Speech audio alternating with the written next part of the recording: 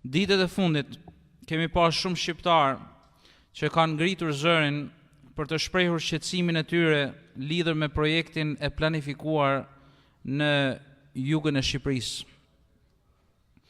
Si imam dhe si shqiptar, e konsideroj të drejtë që qytetarët të shprehin mendimin e tyre për çështjen që i përket atdhëut të tyre, por gjithashtu dhe të protestojnë në mënyrë paqësore që pasuritë natyrore dhe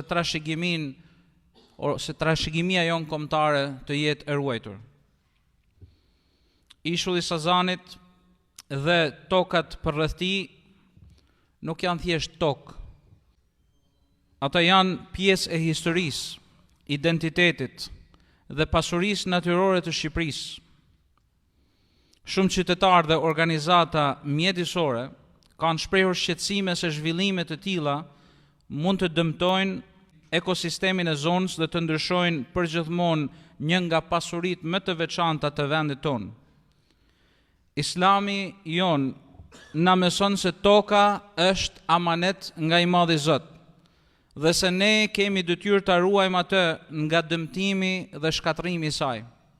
Po ashtu, besoj se populli shqiptar duhet të dëgjohet dhe të respektohet kur bëhet fjalë për vendime që prekin tokën dhe të ardhmen e vendit të tij. Kjo nuk është një çështje politike për mua dhe nuk duhet të jetë. Është një çështje e ruajtjes së amanetit, e mbrojtjes së mjedisit dhe e respektimit të zërit të qytetarëve. Mbështetjes të drejtës së njerëzve që në mënyrë paqësore të kërkojnë transparencë, përgjegjësi dhe kujdes për pasuritë që Allahu i ka dhuruar vendit tonë.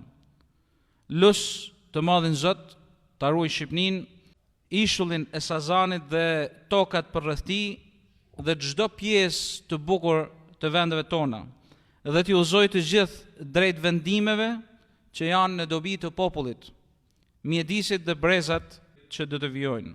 Allahu e bekoft Shqipërinë dhe i bekoft shqiptarët kudo që janë.